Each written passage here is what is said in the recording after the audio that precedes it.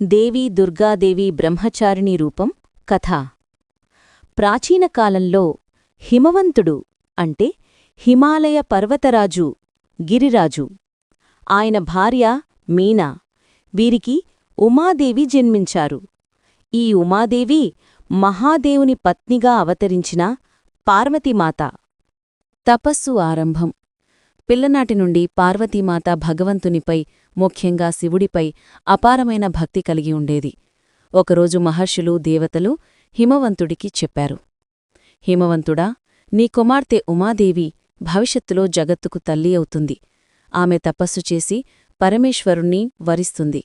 శివుడు గౌరవించబడి ఆమెను పత్నిగా స్వీకరిస్తాడు. దీని విన్న తర్వాత పార్వతీమాత తన మనసులో ఒకే సంకల్పం పెట్టుకుంది, శివుడిని భర్తగా పొందాలి. కఠోర తపస్సు. ఆమె కఠోరమైన తపస్సు ప్రారంభించింది. సంవత్సరాల తరబడి నిటారుగా కూర్చొని కఠోరంగా తపించసాగింది.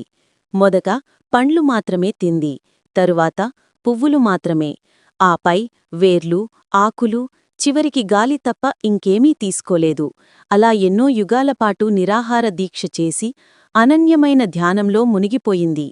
దేవతల కదలిక. ఆమె తపస్సు వల్ల 3 లోకాలు వణికిపోయాయి. దేవతలు సంతోషించి బ్రహ్మదేవుని వద్దకు వెళ్లారు. బ్రహ్మదేవా, పార్వతీమాత తపస్సు అద్భుతం. ఈ లోకానికి శివపార్వతుల కలయిక అవసరం. శక్తి లేకుండా శివుడు సృష్టికి తోడ్పడలేడు. అప్పుడు బ్రహ్మదేవుడు స్వయంగా పార్వతీమాత ముందు ప్రత్యక్షమై ఇలా అన్నాడు, కుమార్తె, నీ తపస్సు శుభప్రదం. నీ ఆత్మశక్తి, నియమం, ధైర్యం వల్ల నీవు బ్రహ్మచారిణి రూపంలో ప్రసిద్ధి చెందావు. నీ తపస్సు వలన శివుడు నీపై కరుణ చూపుతాడు.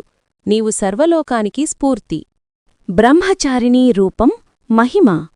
ఈ రూపంలో దుర్గాదేవి జపమాల ఒక చేతిలో, మరొక చేతిలో కమండలువు ధరించి కనిపిస్తారు. ఆమె ముఖంలో ప్రశాంతమైన తేజం, కళ్లలో లోతైన భక్తి, నడకలో తపస్సు, శక్తి ఉంటుంది. ఈ రూపం తపస్సు, క్రమశిక్షణ, భక్తి, ధైర్యం, సత్యంకి ప్రతీక. ఆశీర్వాదం.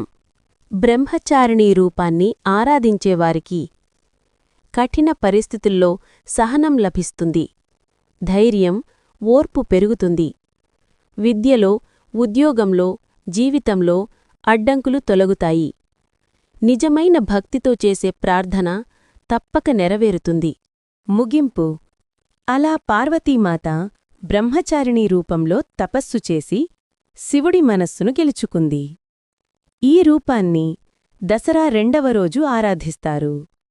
బ్రహ్మచారిణీ రూపం మనకు నేర్పేది ధ్యేయం, క్రమశిక్షణే శక్తి. ధ్యేయం, భక్తియే సాధన. ధ్యేయం, ఓర్పే విజయానికి దారి.